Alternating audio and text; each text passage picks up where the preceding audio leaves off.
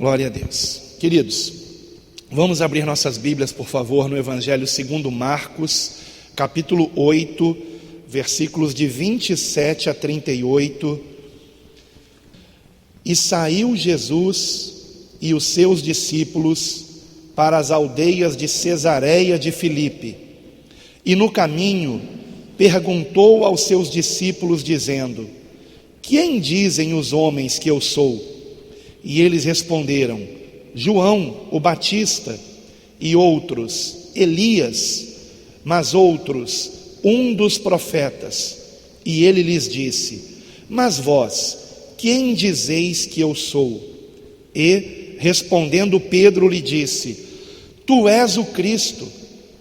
E admoestou-os para que a ninguém dissessem aquilo dele. E começou a ensinar-lhes que importava que o Filho do Homem padecesse muito e que fosse rejeitado pelos anciãos e principais sacerdotes e pelos escribas, e que fosse morto, mas que depois de 3 dias ressuscitaria. E dizia abertamente estas palavras. E Pedro o tomou à parte e começou a repreendê-lo. Mas ele, virando-se e olhando para os seus discípulos, repreendeu a Pedro, dizendo: retira-te de diante de mim, Satanás, porque não compreendes as coisas que são de Deus, mas as que são dos homens. E, chamando a si a multidão com os seus discípulos, disse-lhes: se alguém quiser vir após mim, negue-se a si mesmo e tome a sua cruz e siga-me. Porque qualquer que quiser salvar a sua vida, perdê-la-á, mas qualquer que perder a sua vida por amor de mim e do Evangelho, esse a salvará. Pois que aproveitaria o homem ganhar todo o mundo e perder a sua alma? Ou que daria o homem pelo resgate da sua alma? Porquanto qualquer que, entre esta geração adúltera e pecadora, se envergonhar de mim e das minhas palavras, também o Filho do Homem se envergonhará dele, quando vier na glória de seu Pai com os santos anjos. Somente até aqui. Os irmãos podem sentar-se, por favor. Queridos irmãos, como vocês sabem, fazer discípulos e batizá-los para que sejam inseridos no corpo de Cristo, na igreja, é a missão da igreja. Nós temos por missão pregarmos o Evangelho com o fim de fazermos discípulos de Cristo, batizando-os e ensinando-os tudo o que o Senhor Jesus nos ordenou. No entanto, não é novidade nenhuma que essa missão, ou ela tem sido negligenciada pelas igrejas atuais, por muitas denominações que se dizem cristãs, ou tem sido deturpada, fazendo com que a advertência de Paulo aos anciãos de Éfeso, na sua despedida em Mileto, em Atos capítulo 20, versículo 30, esteja acontecendo de modo muito grave nos dias de hoje. Ou seja, lobos cruéis não têm poupado o rebanho e têm chamado pessoas após si mesmas, ou seja, não as têm conduzido a seguirem a Cristo, mas a seguirem elas mesmas.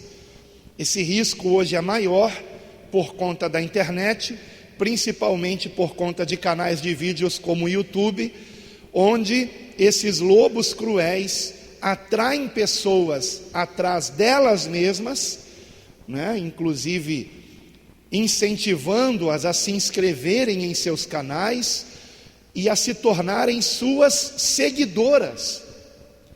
Porém, queridos irmãos, se essas pessoas não estão ensinando corretamente o Evangelho, se estão deturpando, se estão inclusive trazendo novidades, tais pessoas não estão incentivando aqueles que se inscrevem em seus canais a serem seguidoras de Cristo. Porém, nós somos chamados a seguir a Cristo, queridos irmãos, e não ao homem, e não a uma denominação que se diga cristã. Precisamos compreender isso de modo muito claro.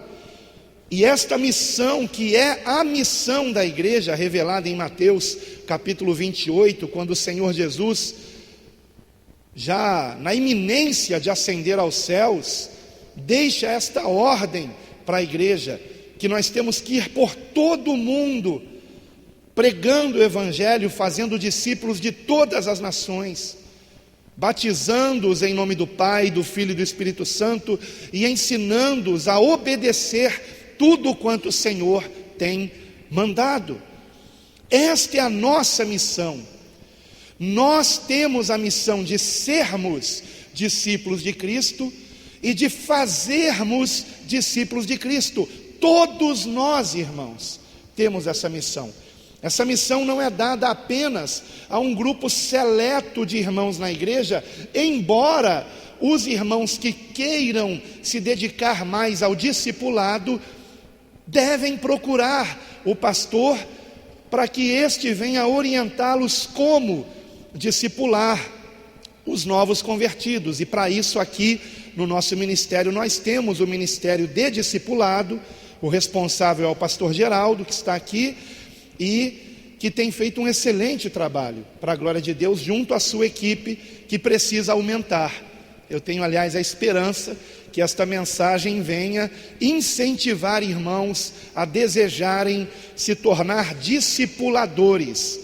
Mas quando nós discipulamos alguém, por exemplo, quando eu estou discipulando alguém, indo na casa desta pessoa e discipulando esta pessoa, e se for uma irmã, ou vai a minha esposa, ou então eu irei com ela. Um homem não deve discipular uma mulher sozinho, jamais. E um pastor, vai a dica para os pastores aqui, a advertência: pastor não faz gabinete com mulheres, nunca entra sozinho com uma mulher num recinto, nem mesmo num elevador. Então o diabo não está brincando de ser diabo. Eu já ouvi histórias escabrosas de pastores que não tomaram esse cuidado. Então, só para lembrar aqui. Mas temos que formar discípulos de Cristo. Então, se eu ensino alguém, eu não estou fazendo com que esta pessoa seja o meu discípulo. Não, eu estou fazendo com que esta pessoa seja discípulo de Cristo. Eu não tenho discípulos. Eu formo discípulos de Cristo, sendo eu também um discípulo dele. Isso é muito importante ser salientado, e é o que tem sido negligenciado hoje em dia em muitas igrejas. Muitas igrejas que dizem discipular estão fazendo discípulos de homens e não discípulos de Cristo. E esta é uma das razões pelas quais há tantos escândalos no meio que se diz evangélico hoje em dia. No texto que nós lemos, o termo discípulo, ele é repetido 4 vezes. Aqueles que estão utilizando versões mais modernas, versões que não são muito fiéis a cada palavra no grego, nessas versões ou você não encontrará as 4 vezes o termo discípulo, ou encontrará 3, ou até mesmo apenas 2, porque eu vou dar um exemplo aqui. No versículo 27, na versão que eu estou utilizando, a corrigida fiel, nós encontramos aqui por 2 vezes o termo discípulo sendo repetido. E saiu Jesus e os seus discípulos para as aldeias de Cesareia de Filipe, e no caminho perguntou aos seus discípulos. Na corrigida fiel aparece discípulos 2 vezes, mas na Almeida atualizada, se não me engano, ao invés de estar escrito perguntou aos seus discípulos, está apenas perguntou-lhes. Ok, no lhes está inserido os discípulos, porém a palavra foi omitida. E isto é algo que traz uma perda para o texto original, porque quando uma palavra, ela propositalmente é repetida várias vezes, é porque isto precisa ser enfatizado. Então, se no versículo 27 a palavra discípulo, no original em grego, se repete 2 vezes, significa que a partir daqui há algum ensinamento importante para o discipulado. E nós encontramos mais 2 vezes o termo discípulo sendo repetido aqui. No versículo de número 33 e no 34. No 33 está escrito: mas ele virando-se e olhando para os seus discípulos, é enfatizado isso aqui, repreendeu a Pedro. Vejam que interessante, ele repreendeu a Pedro, mas o texto diz que ele olhou para os discípulos, olhou para todos os discípulos, ao repreender a Pedro. Por que é enfatizado isso? Porque trata-se de um ensinamento geral. Não foi um ensinamento apenas para Pedro, foi um ensinamento para quem é discípulo de Cristo. E no versículo seguinte, de novo, é repetido o termo discípulo. Versículo 34, e chamando a si a multidão com os seus discípulos. Vejam que interessante. Era evidente que os discípulos estavam fazendo parte daqueles que ouviam o Senhor. Mas o texto enfatiza que os discípulos estavam precisando ouvir aquilo que o Senhor iria dizer. Então nós temos aqui, nesse texto, o discipulado sendo enfatizado. E será que nós compreendemos o que é o discipulado? Será que realmente temos sido discípulos de Cristo? E é o que este texto que nós lemos irá nos ensinar. Quais as características de um verdadeiro discípulo de Cristo? Porque existem os falsos discípulos, que nem sequer são de Cristo, são de homens. E o problema é que a soma destes falsos discípulos resultam em falsas igrejas, falsas videiras. Lembram-se que o Senhor Jesus disse em João 15: eu sou a videira verdadeira. Existem as falsas, existem os falsos irmãos, os falsos discípulos, e nós precisamos ter muito cuidado com isso. Quais as características de um verdadeiro discípulo de Cristo? Nós as encontramos aqui nesse texto. Em primeiro lugar, nós encontramos no versículo 32, quando Pedro respondeu a Jesus, quando Jesus abertamente disse, e aí eu volto um pouquinho, volto para o versículo 31, ele disse abertamente que importa que o Filho do Homem padeça muito, seja rejeitado pelos anciãos e principais sacerdotes e escribas, e seja morto, mas ele ressuscitará depois de 3 dias. Mesmo o Senhor Jesus dizendo que ele ressuscitaria depois de 3 dias, ou no 3º dia, melhor dizendo, ao 3º dia, Pedro toma o Senhor Jesus à parte, chama-o a sós, talvez para obedecer o que o Senhor Jesus tinha ensinado, que quando nós temos que repreender alguém, temos que chamar essa pessoa em particular, e Pedro teve a ousadia de querer repreender o seu Senhor. Um erro muito grande. E ele chama o Senhor à parte para repreender o Senhor. Erro que Marta também cometeu, quando o Senhor Jesus estava em sua casa e Maria ficou aos seus pés, e Marta quis dar uma ordem a Jesus: ordena que a minha irmã venha me ajudar. Só que quem estava ordenando era ela, Marta, né? E quantos crentes hoje em dia não fazem isso com Deus? Querem mandar em Deus, querem dizer o que Deus tem que fazer, tomando eles a posição de Senhor e colocando Deus como servo. E foi o que Pedro quis fazer aqui. Ele tomou o Senhor à parte e começou a repreendê-lo. E nós encontramos em Mateus capítulo 16, versículo 22, o que foi que Pedro disse a Jesus.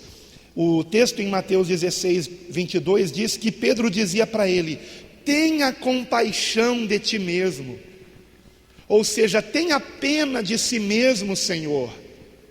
Pense um pouco em você, pense um pouco em você mesmo, tenha pena da sua própria carne. Você sabe como é que morrem os crucificados, não sabe?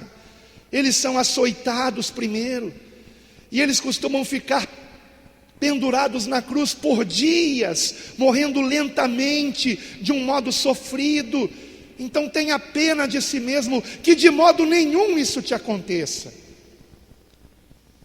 Pedro teve a ousadia de fazer isso, de repreender o Senhor.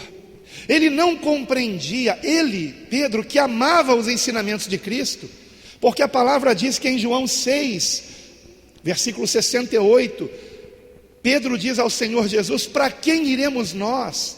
Tu tens as palavras da vida eterna. Então Pedro amava os ensinamentos de Cristo, e talvez por amar os ensinamentos de Cristo, ele não queria que o Senhor fosse crucificado.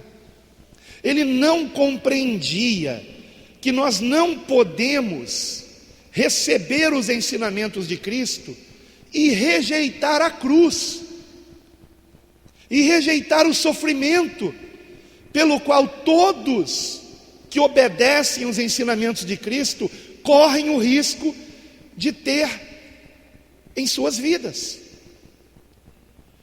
Quando o Senhor Jesus falou sobre cruz, eles entenderam muito bem o que significava. A cruz, naquela época, ela não era enfeite de cordão, ou de brinco, ou de camiseta, ou até mesmo de máscara. Ontem minha esposa teve que comprar uma máscara às pressas, e no camelô comprou uma máscara com uma cruz escrito fé. Mas naquela época a cruz, ela não significava outra coisa a não ser morte, e morte dolorosa, terrível, que ninguém gostaria de ter. Aquela morte era tão terrível que os romanos, que eram os que crucificavam os bandidos, os malfeitores, os assassinos, enfim, ou os que praticavam a sedição, aqueles que se levantavam contra o Império Romano, os romanos, eles não davam essa sentença de morte para quem tivesse cidadania romana. Então quem fosse cidadão romano não morria na cruz, por pior que fosse o seu crime, porque era um crime tão bárbaro, tão cruel, tão doloroso, que os romanos não se crucificavam a si mesmos. Crucificavam apenas os que eram de outras nacionalidades, os que não tinham cidadania romana. Por isso que Paulo não foi crucificado, foi decapitado, segundo contam registros históricos, porque ele não poderia ser crucificado, pois tinha cidadania romana, tendo ele nascido em Tarso, mesmo sendo filho de judeus, mas ele tinha cidadania romana, numa cidade romana chamada Tarso. Então, nós encontramos aqui o ensinamento de que não podemos separar a pessoa de Cristo, ou seja, o crucificado, dos seus ensinamentos. E Pedro quis fazer essa separação. Pedro não estava compreendendo que, além do fato de que os ensinamentos de Cristo o levariam à morte, Cristo precisava morrer daquela forma, pois escrito estava que maldito seria aquele que fosse pendurado no madeiro. E o Senhor Jesus foi pendurado no madeiro, e como ele não tinha nenhum pecado, no momento em que ele, sem pecado, foi pendurado no madeiro, e a Escritura dizia que precisava ser maldito aquele que foi pendurado no madeiro, então ele tomou sobre si as nossas maldições. Aleluia. Esse é o mistério da cruz. Que maravilha, é algo sobrenatural. Algo sobrenatural que, ainda que passemos a vida inteira meditando nisso, não teremos a total compreensão do que se deu naquele momento em que um santo foi levantado no madeiro, onde somente pessoas que assim tivessem esse fim seriam amaldiçoadas. Então, queridos irmãos, ele se tornou maldição por nós naquela cruz. Tomou sobre si os nossos pecados, mas tomou os pecados de quem? De quem com ele se identifica, de quem nele crê, de quem não rejeita a cruz, de quem não rejeita não somente a pessoa de Jesus, mas os seus ensinamentos também.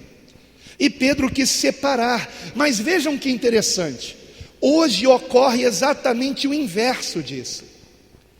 Pedro amava os ensinamentos, tu tens as palavras da vida eterna, mas não morre na cruz não. E hoje é o contrário, as pessoas recebem o crucificado, dizem que aceitam Jesus, que morreu por elas na cruz, mas desprezam seus ensinamentos. É exatamente o inverso. Hoje nós encontramos pessoas que apressadamente aceitam Jesus. Ah, que bom, Jesus morreu por mim para me salvar. Eu quero. Não acabou a promoção ainda não? Se não acabou, eu quero. Mas está quase acabando, tá? O tempo da graça está quase acabando. E aceitam Jesus apressadamente, de modo animado. Existem igrejas que estão hoje soltando fogos, balões, no momento que alguém diz que aceita Jesus, depois de mensagens que não falam nada sobre sofrimento, sobre renúncia, sobre não ter mais que andar no pecado, buscar santificação. Então essas pessoas aceitam Jesus, mas elas não querem ouvir ensinamentos sobre essas coisas que eu acabei de dizer, que Jesus ensinava, sobre arrependimento de pecados, que sem arrependimento não haverá salvação, sobre renúncia, abnegação, serviço, sofrimento, pagarmos o mal com o bem, perdoarmos aqueles que nos ofenderam, do contrário não somos perdoados por Deus. Portanto, hoje acontece o contrário. Agora, o que há de grave nisso é que quem não se submete a Cristo como Senhor, não o tem como seu Salvador. Esse é o fato. Quem não se submete a Cristo como Senhor, não o tem como seu Salvador. Não o tem. Será que nós estamos nos submetendo a Cristo como nosso único Senhor? Ou apenas como nosso suficiente Salvador? Hoje eu ouço muitos dizerem isso: aceite Jesus como seu Salvador, mas nada dizem sobre o que significa recebê-lo ou nos submetermos a Ele como nosso Senhor. E o próprio Senhor Jesus ficou indignado com isso, porque haviam pessoas que queriam segui-lo, mas desprezavam seus ensinamentos e o chamavam de Senhor. E por isso que em Lucas capítulo 6, versículo 46, ele questiona: por que vocês me chamam Senhor, Senhor, e não fazem o que eu mando? Só faltou ele acrescentar: hipócritas. E não é o que acontece hoje em dia, irmãos. Quantos dizem que são de Cristo, mas desprezam seus ensinamentos? E não se enganem, irmãos, todos os dias nós somos colocados diante de dois caminhos. Todos os dias nós somos colocados diante de decisões. Que decisão você toma? A do caminho largo? A decisão, por exemplo, da mentira, que vai aliviar você de consequências, mas esse alívio é temporário, porque, como dizia minha avó, mentira tem perna curta. Ou você vai seguir o caminho estreito da verdade, de assumir os seus erros e arcar com as consequências, por mais dolorosas que sejam. Pois é isto que significa o ensinamento de Cristo a respeito dos dois caminhos. E o mundo inteiro segue o caminho largo, o caminho da mentira, o caminho do engano, o caminho da corrupção, o caminho da maldade, o caminho do egoísmo, da falsidade. O mundo inteiro segue esse caminho, por isso que quase o mundo inteiro se perde. E poucos são salvos. Quem disse que são poucos os salvos? Foi o apóstolo Paulo? Foi Pedro? Eles também lembraram isso, evidentemente, em suas cartas. Mas de onde tiraram esse ensinamento? De Cristo. O Senhor Jesus nos ensinou isso, em Mateus capítulo 7, versículos 13 e 14, onde nos ensinou que largo é o caminho que conduz à perdição, e muitos são os que seguem por ele, e que estreita é a porta e apertado o caminho que conduz à vida, e poucos são os que a encontram.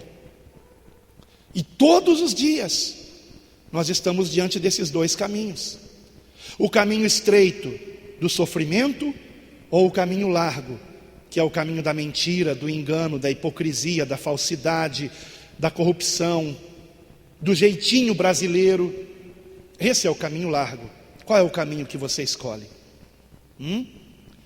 Nós não podemos dizer que aceitamos Cristo se rejeitamos seus ensinamentos. Quem não se submete a Cristo como Senhor, não o tem como Salvador. Então pensem, quantos evangélicos perdidos, para não falar de católicos, para não falar dos que se dizem kardecistas cristãos. Interessante que os espíritas, kardecistas, eles exaltam os ensinamentos de Cristo morais, os ensinamentos morais de Cristo são exaltados pelos espíritas kardecistas. Mas o ensinamento a respeito do sangue de Cristo, que nos lava e purifica de todo pecado, esse ensinamento é rejeitado.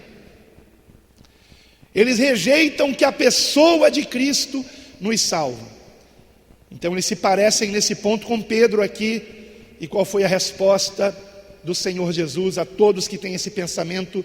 Retira-te, Satanás, porque não cogitas das coisas de Deus e sim das dos homens. Houve um propósito para o Senhor morrer na cruz por nós. Ele não morreu como um pobre coitado. Se ele quisesse, havia mais de 12 legiões de anjos que poderiam salvar Jesus da cruz, se o Senhor estalasse os dedos e desistisse de nós. O Pai permitiu ao Filho que, se o Filho quisesse, ele poderia ter desistido de nós. E a prova disso são justamente as mais de 12 legiões de anjos. Um exército inteiro de anjos que poderiam ter livrado o Senhor Jesus da cruz. E sabe por quê um exército de anjos? Porque naquele mesmo momento viria o juízo de Deus. Acabaria tudo. Se o Senhor Jesus tivesse desistido de nós, a história da humanidade já teria terminado há quase 2000 anos. Se completam 2000 anos em 2030 agora. Já teria acabado a história da humanidade, porque não haveria salvação para mais ninguém. Todos estariam perdidos, mesmo os que nasceram antes de Cristo, porque a lei de Moisés também não salvava. Cristo morreu pelos que viveram antes dele, desde Adão até o último ser humano que ouvirá o Evangelho. Se Jesus não tivesse vertido o seu sangue na cruz por nós, na cruz, se fazendo maldição, o santo se fazendo maldito por nós, tomando sobre si as nossas maldições, se ele não tivesse feito isso, não haveria salvação para nós. Será que compreendemos isso, irmãos? Este é o Evangelho. Vejam que boa notícia é Cristo. Como Jesus é maravilhoso! teria terminado a história da humanidade, se Jesus não tivesse morrido por nós na cruz. Mas é maravilhoso como o Evangelho segundo João começa o relato da paixão, dizendo: e tendo Jesus amado os seus, os amou até o fim. Aleluia! Louvado e engrandecido seja o Senhor. Vejam como nesse mesmo texto nós encontramos em mais 2 versículos a evidência de que não podemos separar a pessoa de Cristo do seu ensinamento, do seu evangelho, das suas palavras. Versículo 35, aqui no final está escrito: qualquer que perder a sua vida por amor de mim e do evangelho, esse a salvará. Não é apenas por amor de mim, é por amor de mim e do evangelho. Aleluia. E no versículo de número 38, portanto, qualquer que entre essa geração adúltera e pecadora se envergonhar de mim e das minhas palavras. Ou seja, nós não podemos separar os ensinamentos de Cristo da pessoa de Cristo. E um verdadeiro discípulo de Cristo compreende que Jesus e seus ensinamentos caminham juntos e precisamos segui-los até o fim. Quem rejeita os ensinamentos de Cristo, rejeita Cristo. Quem rejeita a cruz, também rejeita Cristo. Temos que aceitar a cruz, aceitar que alguém morreu por nós, porque nós não podemos salvar a nós mesmos. Pessoas orgulhosas não aceitam isso. Mas quem não é orgulhoso? Temos que nos arrepender do nosso orgulho todos os dias e reconhecermos: Senhor, eu dependo de Ti para a minha salvação. Fazermos como aquele malfeitor que reconheceu que Cristo era o seu Salvador e disse: Jesus, lembra-te de mim quando vieres no Teu reino. Que o Senhor se lembre de nós, e Ele se lembrará daqueles que o amam. Em segundo lugar, irmãos, nós encontramos no versículo 34 e no 35 o segundo grande ensinamento a respeito de qual a característica de um verdadeiro discípulo de Cristo. Em primeiro lugar, é alguém que não separa Jesus dos seus ensinamentos. Mas em segundo lugar, vejam comigo o versículo 34 e 35.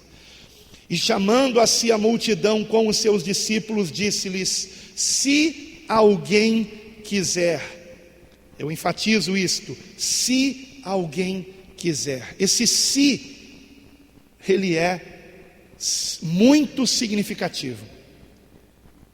É um convite, irmãos.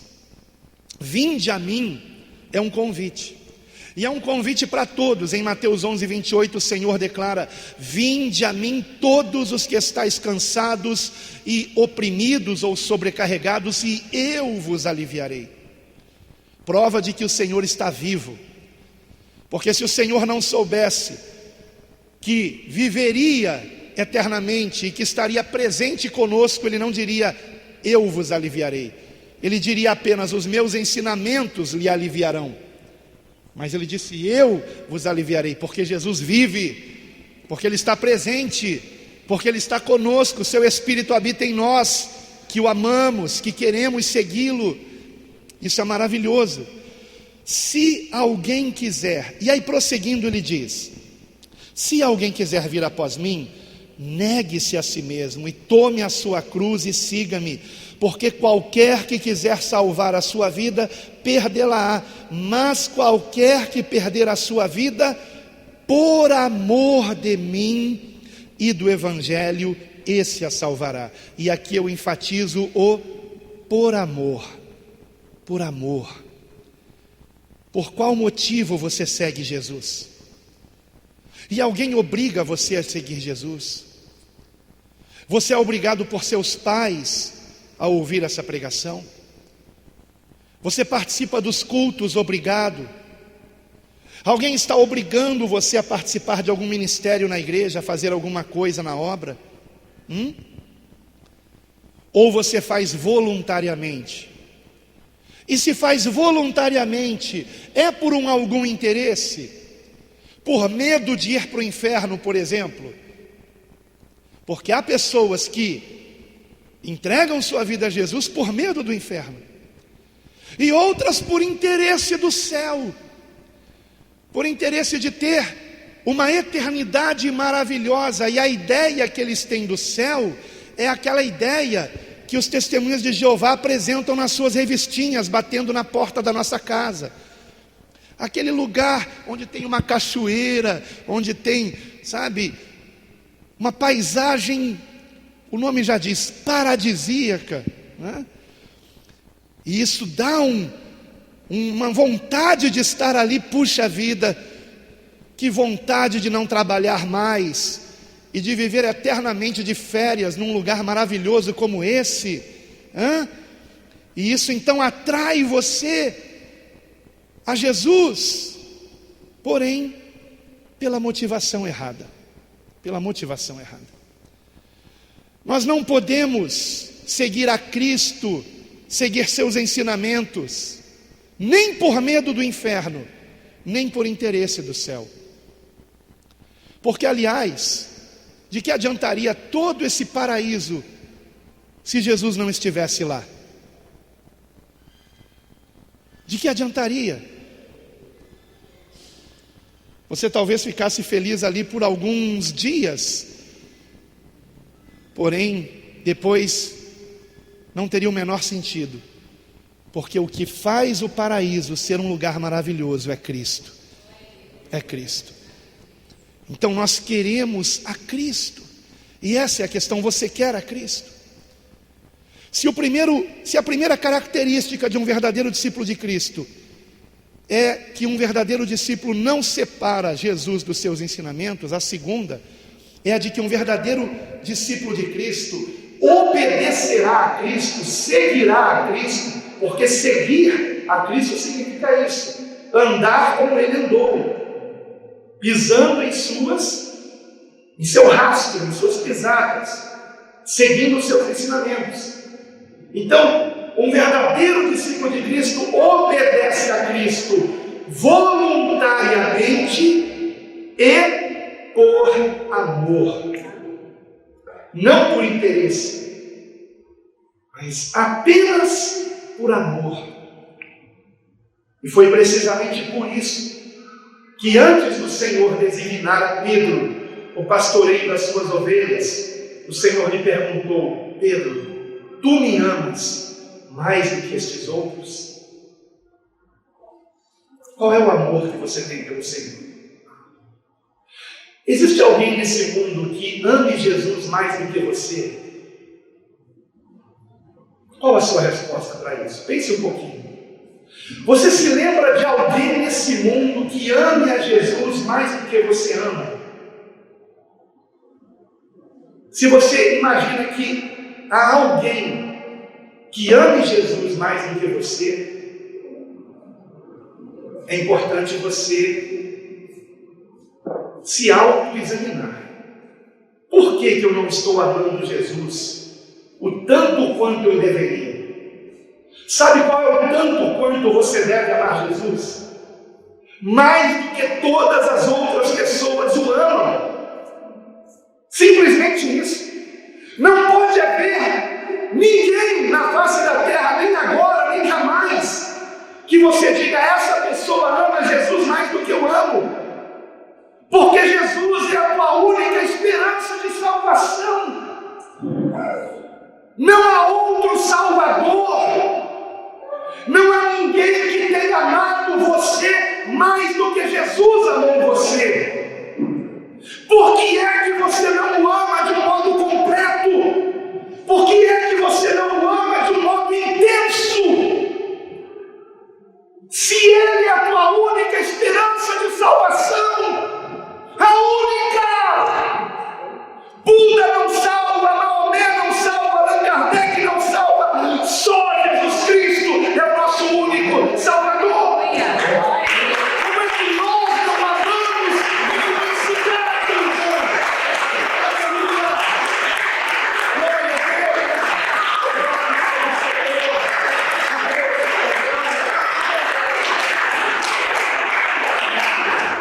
Pense nas pessoas que você mais ama. Sem Jesus, essas pessoas estão perdidas. E elas só existem porque o Senhor as quis trazer a esse mundo, para lhes dar a oportunidade da salvação. Como podemos nós não amar o Senhor de um modo intenso? Como podemos nós nos tornarmos pessoas religiosas, mecânicas, falsas? O Evangelho é Cristo, a boa nova é Jesus. Ele é o Evangelho, Ele é a boa nova, Ele é a boa notícia, a notícia mais maravilhosa de todos os tempos. Deus amou o mundo de tal maneira que deu o seu Filho unigênito, para que todo aquele que nele crê não pereça, mas tenha vida eterna. Aleluia, vida eterna. Glória a Deus. Eu digo que esse menino é um anjo, não é um menino. Glória a Deus. Como essa criança me edifica. Glória a Deus. Seja como esse pequenino. Amém. Ele tem sempre nos lábios a palavra de Deus. Sempre, sempre. Se alguém quiser, impressionante isso. Há pessoas que não querem. Se alguém quiser vir após mim, há pessoas que rejeitam Cristo. É algo incompreensível para mim. E no versículo 35 ele diz: por amor, por amor. Não é por interesse, é por amor. Por amor. De mim, e ele acrescenta, e do Evangelho. E esse e do Evangelho, no versículo 35, nós podemos compreender que se trata também dos seus ensinamentos. Porque no versículo 38 ele diz que qualquer que entre esta geração adulta e pecadora se envergonhar de mim e das minhas palavras. Então essa é a questão. Nós amamos os ensinamentos de Cristo. Por exemplo, nós amamos a verdade, porque Jesus é a verdade. Mas amamos a verdade? Amamos a verdade? Ou de vez em quando uma mentirinha sai dos nossos lábios? Amamos a justiça. Jesus é a nossa justiça. Ele é o justo, aquele que nunca pecou, aquele que fez tudo o que era correto, que andou por toda parte fazendo bem e libertando os oprimidos do diabo. E nós amamos também o que é correto, amamos fazer a coisa certa, ou fomos contaminados com um jeitinho brasileiro, que é a vergonha dessa nação no mundo inteiro. A causa da corrupção desse país. Nós amamos a paz, ou gostamos de uma rixa, de uma guerrinha, de uma intriga, de uma desavença? Amamos o perdão, ou gostamos de guardar mágoa, ressentimento, raiva, desejo de vingança? Certa vez, numa ceia, eu já contei essa história N vezes, mas esse Espírito manda contar de novo, porque alguém ainda não ouviu. Numa ceia do Senhor, eu estava com o pão e o cálice nas mãos, e o Espírito Santo falou no meu coração: você vai participar da minha mesa sem pedir perdão para tal pessoa? E aí eu fiquei mentalmente discutindo com o Senhor: mas Senhor, eu estava certo e ele errado. E aí o Espírito Santo me fez lembrar: sim, mas você quis que ele sofresse para aprender que não deveria ter feito o que fez contra você. E era verdade. Eu até disse isso: ele vai quebrar a cara. E aconteceu mesmo. Mas foi errado eu ter feito aquilo. E naquele mesmo dia, naquela mesma noite, era de noite, terminada a ceia, na época fazíamos a ceia de noite, eu chamei um amigo que estava aqui visitando a igreja e fui na casa daquela pessoa para pedir perdão. E graças a Deus, houve um perdão e ele teve a oportunidade de também me pedir perdão. E nós choramos e nos abraçamos e estamos curados. Curados. Irmãos, perdão não é amnésia. Muita gente pensa que perdoar é esquecer. Não. A amnésia não traz proveito algum. Porque se você esquecer, que ensinamento você tirou disso? Hã? Que lição você aprendeu com algo que você esqueceu? O perdão é como uma cicatriz. E se é uma cicatriz, a ferida está estancada. Não sangra mais e não dói mais.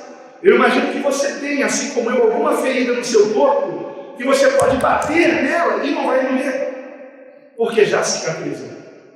Assim é o perdão, queridos irmãos. E a palavra perdoar, ela significa deixar ir.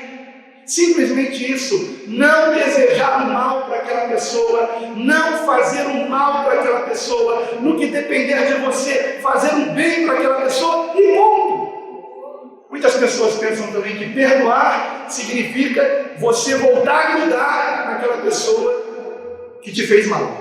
Não, se ela te fez mal, perdoa, deixa ela embora e segue o teu caminho. Você não aprendeu uma boa lição? Diz-me com quem andas, eu direi de quem és, é o que diz um ditado popular, né? Frase de um certo filósofo. Porém, nós sabemos que a palavra também diz que as más companhias corrompem os bons costumes. Então eu perdoo alguém que foi mau caráter comigo, mas eu decido não andar mais com essa pessoa, porque eu não quero ser mal influenciado. Ponto. Não significa que eu não perdoei. Vocês entenderam isso?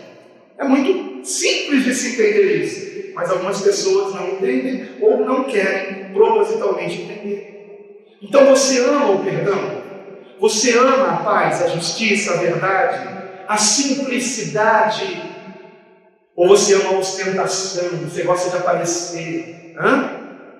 Se você gosta de aparecer, se você é o tal crente ostentação, né? Então você não é um discípulo de Cristo. Porque ele nos ensinou a simplicidade. E nos ensinou a honestidade, a sinceridade. Você ama essas coisas? Porque eu quero Cristo por isso. Porque Ele tem todas essas características que eu amo. E eu detesto falsidade. Detesto mentira. Detesto injustiça. Detesto desavença. Mas tem quem goste. O mais incrível é que tais pessoas, mesmo gostando disso, às vezes dizem que são evangélicas. Até podem ser evangélicas, mas nunca cristãs, enquanto não mudarem, enquanto não se arrependerem disso. E finalmente, um verdadeiro discípulo de Cristo. Vejam comigo mais 2 versículos que nos ensinam isso. Aliás, interessante, são os mesmos. 34 e 35. Se alguém quiser vir após mim, nós enfatizamos o se alguém quiser vir após mim, negue-se a si mesmo e tome a sua cruz e siga-me. Agora eu enfatizo esse negue-se a si mesmo e tome a sua cruz e siga-me. Nesse mesmo relato, em Lucas, é acrescido e tome a sua cruz a cada dia. A cada dia. Como eu já disse aqui antes, a cruz significa morte. Morte não significa nada mais além disso. Morte. Tome a cada dia a sua cruz, ou seja, esteja disposto a morrer todos os dias por amor de mim e do Evangelho. E no versículo 35 ele diz: quem perder a sua vida por amor de mim e do Evangelho, esse a salvará. Porque a cruz significa isso. Agora, o negue-se a si mesmo, ele significa que nós estamos abrindo mão das nossas vontades egoísticas para nos submetermos à vontade de Deus, ainda que isso signifique perdermos alguma coisa nesse mundo. Perdermos supostos amigos, Quando eu entreguei minha vida a Jesus, eu perdi todos os amigos que eu tinha do mundo, com exceção de um, que o diabo deixou lá do meu lado para me desviar. E conseguiu, mas depois esse não me trouxe de volta. E nós perdemos amizades quando nós somos realmente cristãos, irmãos. Mas não se esqueçam, essas amizades não eram verdadeiras. Não eram amizades reais. Não eram verdadeiros amigos, queridos irmãos. O verdadeiro amigo é aquele que quer que você seja salvo. É aquele que quer que você siga Cristo. É aquele que quer que você seja uma pessoa correta. E não que você participe de alguma pilantragem. E é impressionante como há pessoas que se dizem cristãs que são pilantras. Muitos aqui devem se lembrar do escândalo da oração da propina. Alguém lembra disso? O escândalo da oração da propina. Num gabinete de um deputado, não me lembro se era um deputado federal ou estadual, no gabinete de um deputado, uma câmera escondida de um inimigo, é claro, dele, mostrou o deputado repartindo a propina, repartindo a fortuna da corrupção entre eles. Deu certo. E aí um deles diz assim: e agora vamos orar para agradecer Jesus por ter dado certo o esquema. E fazem a oração. Impressionante. É impressionante como a consciência de alguns está tão cauterizada a ponto de acreditar que Deus os ajudou a fazer o que é errado. É impressionante isso, irmão. O que nós aprendemos aqui como terceira característica de um verdadeiro discípulo de Cristo? Que um verdadeiro discípulo de Cristo renuncia diariamente ao mundo e à sua própria vontade por amor de Cristo. Renuncia diariamente. Não é uma renúncia e depois não renuncia mais. E ainda fica se gabando: teve uma vez que eu perdi um dinheiro por eu ser cristão. Mas depois daquela vez, quantas vezes já fez coisas erradas por não renunciar a si mesmo, a sua vontade? A renúncia diária, irmãos. A prova não acabou ainda. E enquanto a prova não acabar, não desista de tomar a sua cruz a cada dia, negando a si mesmo para seguir a Cristo. Não desista disso. A renúncia tem que ser diária. E o risco de sermos presos, torturados e mortos por amor de Cristo também existe. E eu digo para vocês que esse risco está aumentando a cada dia. Mesmo morando cada um de nós ainda no Brasil, um país que supostamente é laico e que permite a fé em qualquer religião. Mas a verdadeira fé, a fé em Cristo, que não é uma religiosidade, mas um compromisso de obediência por amor, a verdadeira fé em Cristo nos trará problemas por causa de leis que os governos estão criando para nos perseguir. Você está disposto a ser perseguido? Você é realmente um verdadeiro discípulo de Cristo? Porque, irmãos, não se enganem. Se nós não treinarmos diariamente, negando a nossa vontade por amor a Cristo, quando chegar o momento do interrogatório, com risco de tortura e morte, nós não estaremos prontos para sofrermos por amor de Cristo. Temos que treinar, irmãos, todos os dias. Temos que treinar. E o nosso primeiro campo de treinamento é a nossa casa, é a nossa família. Se você não perdoa ao seu cônjuge, você não é um verdadeiro discípulo de Cristo. Se você não ajuda os seus familiares, você não é um verdadeiro discípulo de Cristo. Aliás, a palavra diz que aquele que não cuida dos seus negou a fé, ele nem sequer é salvo. Nós temos que amar em primeiro lugar o próximo. E quais são as pessoas mais próximas de mim? A minha esposa, os meus filhos. E depois amar os meus vizinhos, os irmãos que congregam comigo, os colegas de trabalho, do curso, da escola. Amar o próximo, amar o distante é fácil. Escrever no Facebook, no Instagram, no WhatsApp, eu te amo. Mas isso aí é tão fácil. Já existem até como é que é o nome daqueles desenhozinhos? Memes. Os memezinhos prontos lá, o coraçãozinho pulsando, eu te amo. É tão fácil fazer isso. Mas e quanto amar aquele que está irritando você? E quanto amar aquele que Deus permite que irrite você, porque você orou pedindo a Deus paciência? Você quer paciência? Então eu vou treinar você nisso. Você tem realmente que pedir a Deus paciência, longanimidade, mas cuidado com o que você pede. Você pede longanimidade, o Senhor vai te colocar perto de um monte de gente para irritar você, para você treinar o perdão.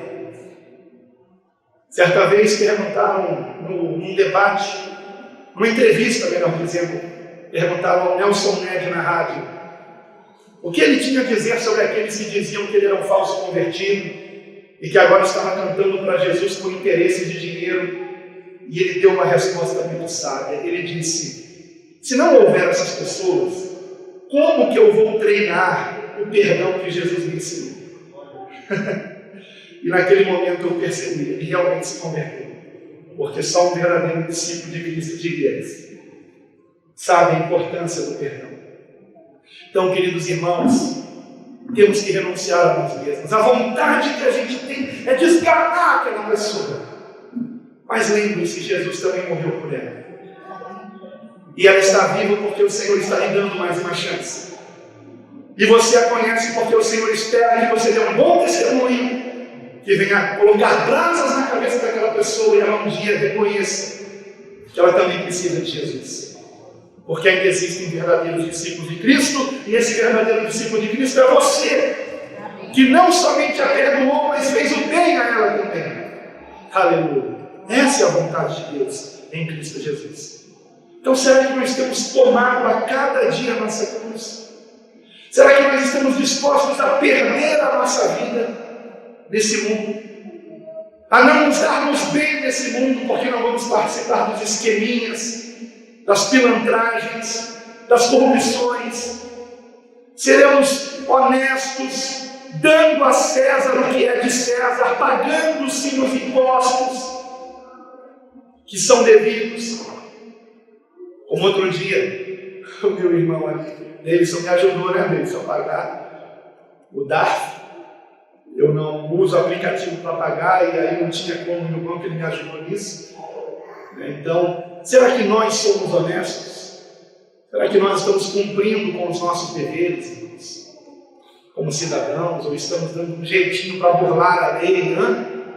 Somos sinceros? Amamos realmente a justiça, a verdade, a paz, o perdão? Para que realmente pratiquemos isso, temos que renunciar, porque a nossa carne milita contra o Espírito. Nosso homem interior quer andar corretamente, quer agradar a Deus em tudo, mas o nosso homem interior habita nesse organismo carnal, caído, que só será liberto disso na vinda de Cristo. Quando em um piscar de olhos vocês estiverem vivos, terão seus corpos glorificados, que não estarão mais tendo desejo do pecado. Mas dia a dia nós temos que ser treinados nisso. Sentimos a tentação e temos que resistir à tentação.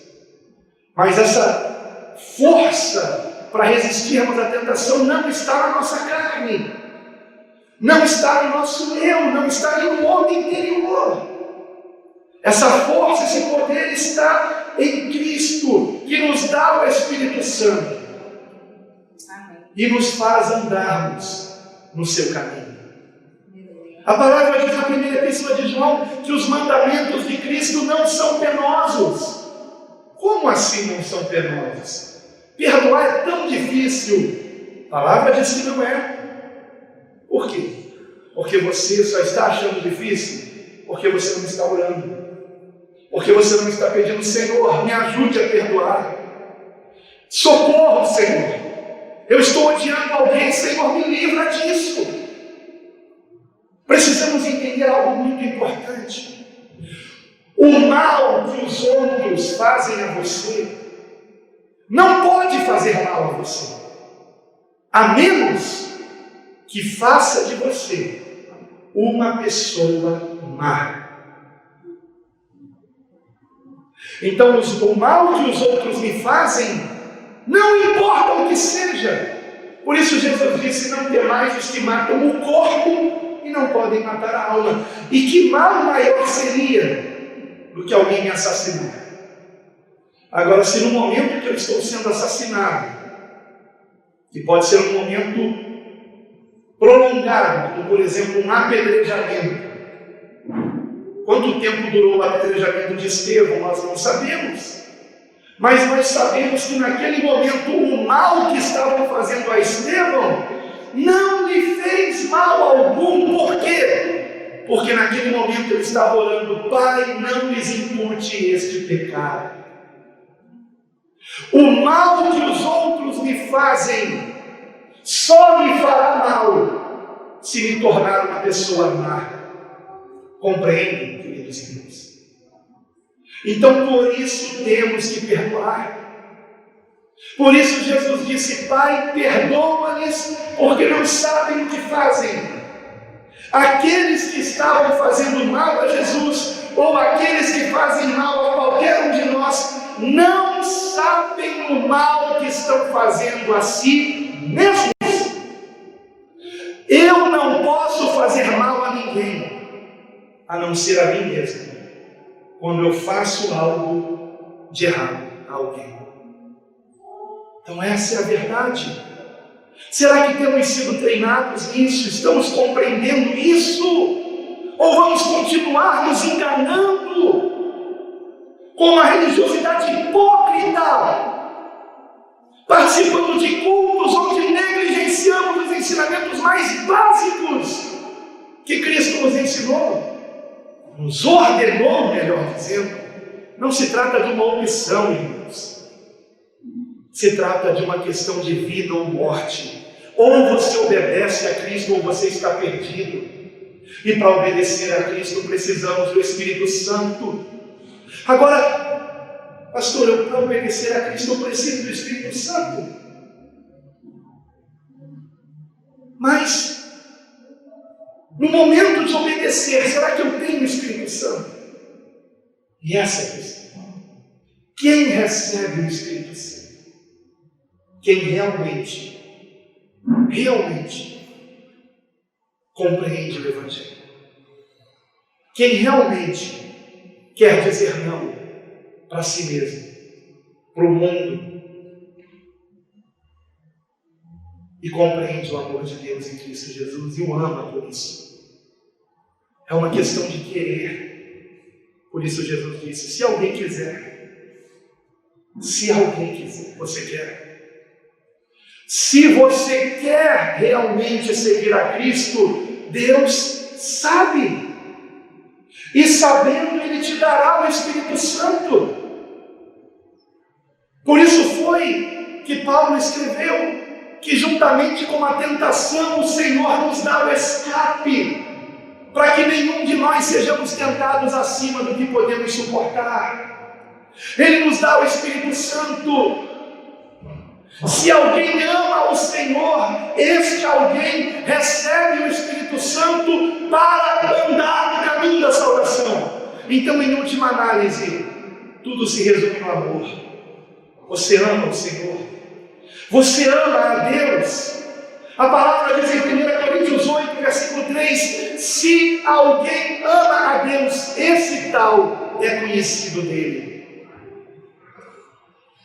E para que sejamos salvos, tudo se resume nisso, em sermos conhecidos do Senhor.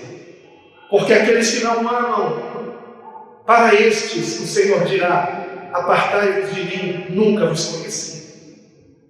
Você tem um relacionamento com Cristo, você ama o Senhor, porque o verdadeiro discípulo de Cristo está perto do Senhor, ama o Senhor, segue o Senhor, obedece o Senhor, renuncia a sua própria vida pelo Senhor. Para um verdadeiro discípulo de Cristo, nada mais importa a não ser Ele, a não ser Cristo em nós, a esperança da glória. Aleluia! Glória a Deus! Obrigado, Senhor, por a esperança da glória. Glória a Deus!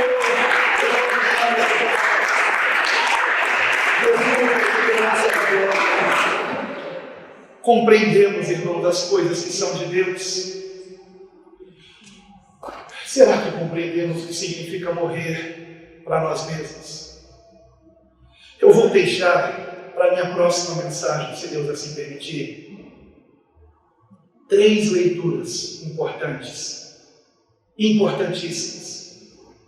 em 3 epístolas de Paulo, onde Paulo nos revela detalhadamente o que significa negarmos a nós mesmos e tomarmos nossa cruz para seguirmos o Senhor. Paulo nos explica detalhadamente o que significa isso, que em última análise é uma completa identificação com Cristo e este crucificado. E como se trata de uma identificação, e nós crucificados com Ele. Vivo não mais eu, mas Cristo vive. Vou deixar para a próxima mensagem, mas eu vou já dizer os textos. Se alguém estiver com caneta e quiser anotar, Romanos capítulo 6, todo o capítulo, Romanos 6, todo o capítulo 6 de Romanos. Medite nisso. Efésios capítulo 4, versículos de 17 a 21. Efésios 4, de 17 a 21. E Colossenses capítulo 3, dos versículos 1 a 17. Esses textos. Se você meditar nesses textos, eu sugiro que hoje você medite em Romanos, amanhã em Efésios, depois de amanhã em Colossenses. Medite nesses textos, mas reflita neles. Leia a Bíblia contra si mesmo. No que essa palavra aqui me atinge? O que eu tenho que mudar? Faça essa reflexão. É importantíssimo. E diga: não mais eu, mas Cristo. Porque se nós não compreendermos o que significa negarmos a nós mesmos e tomarmos a nossa cruz para seguirmos o Senhor, não somos verdadeiros discípulos de Cristo. Então, recapitulando, um verdadeiro discípulo de Cristo não separa a pessoa de Cristo dos seus ensinamentos. Em segundo lugar, o verdadeiro discípulo de Cristo obedece a Cristo voluntariamente por amor e sem segundas intenções. E um verdadeiro discípulo de Cristo renuncia diariamente ao mundo e à sua própria vontade por Cristo, a ponto de dizer: não mais eu, mas Cristo. Aleluia! Compreendemos, irmãos, as coisas que são de Deus. Para encerrarmos, vamos ver novamente o versículo 33. Mas Jesus, virando-se, olhando para os seus discípulos, olhando para nós, irmãos, repreendeu a Pedro, dizendo, e eu pergunto: a quem ele está repreendendo hoje? A quem ele está repreendendo com essa mensagem? Repreendeu a Pedro, dizendo: retira-te de diante de mim, Satanás, porque não compreendes as coisas que são de Deus, mas as que são dos homens. Portanto, ou nos identificamos com o crucificado, morrendo cada um de nós a cada dia para nós mesmos, ou não somos verdadeiros discípulos de Cristo. não termos a vida eterna. Quero convidar você a orar, refletindo nisso. Quem somos nós? A quem estamos seguindo? Alguns escolhem pessoas para seguir, outros seguem a si mesmos, outros seguem a Cristo. Oremos, irmãos. Quero convidar você a orar. Oremos.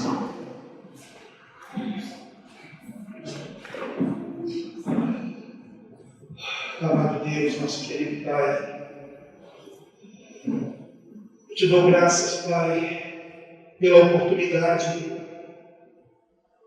de refletirmos nisso. A quem nós estamos seguindo? Estamos seguindo a nós mesmos? Estamos seguindo alguém deste mundo? Somos fãs de alguém? Idolatramos alguém? A quem estamos seguindo? Quem está entre nós e o Senhor, Pai? Quem está no trono do nosso coração? Algumas pessoas idolatram a si mesmas, exaltam a si mesmas, querem sempre estar com a razão, ter a última palavra, não aceitam o desaforo, pagam na mesma moeda. Não foi isso que o Senhor nos ensinou. Algumas querem mostrar que são ricas, querem ostentar riquezas, vivem em prol de um sonho materialista, egoísta, almejam ter R$1 milhão na conta bancária. Ó Senhor, livra-nos disso, Pai. Livra-nos desse engano, Pai. Que não nos esqueçamos que estamos de passagem nesse mundo, que somos peregrinos e também forasteiros. Não somos deste mundo, Senhor. Mas se alguém amar o mundo, como diz a tua palavra, o teu amor não está nele. Então, Pai, que o teu amor esteja em nós, que venhamos compreender o quanto o Senhor nos amou, que venhamos compreender que Jesus não se trata de uma religião criada pelo homem, mas que se trata da única religação do Senhor conosco, o caminho que o Senhor providenciou para que tenhamos vida, para que tenhamos o perdão dos nossos pecados, a purificação de toda iniquidade, por meio do seu sangue vertido na cruz, que mediante o arrependimento nos lava, nos purifica, mas o verdadeiro arrependimento, no sentido bíblico do arrependimento, que é não querermos mais fazer aquilo que é errado. Ó Senhor, ajuda-nos, Pai, que não venhamos mais fazer aquilo que desagrada o teu Espírito, Senhor. Ajuda-nos, ó Pai, que o teu Santo Espírito nos controle, Pai. Quando formos ofendidos, quando estivermos diante de uma situação que nos cause ira, ajuda-nos, ó Senhor, a não pagarmos mal com mal. Ajuda-nos a perdoarmos, a deixarmos ir a pessoa que nos fez o mal, ao invés de ficarmos falando dela, ao invés de ficarmos a condenando. Ajuda-nos, Senhor, eu te peço, para que verdadeiramente sejamos livres. Senhor Jesus, liberta-nos, que a tua palavra em nós cumpra o propósito para o qual tu a enviaste, Senhor, e verdadeiramente sejamos o sal da terra e a luz do mundo, brilhando, Pai, a tua luz, Pai, para a glória do teu nome. Que venhamos diminuir, como disse João Batista, para que o Senhor cresça. Importa que eu diminua e que o Senhor cresça, e que o Senhor cresça, e que o Senhor cresça. Que venhamos ser para a tua glória verdadeiros discípulos de Cristo. Prepara-nos para a tua vida, Senhor. Que venhamos dia a dia negar-nos a nós mesmos, treinando para o dia em que precisarmos ser crucificados, literalmente falando. E que aconteça o que acontecer, tudo seja para a tua glória. Em nome do Senhor Jesus. Amém.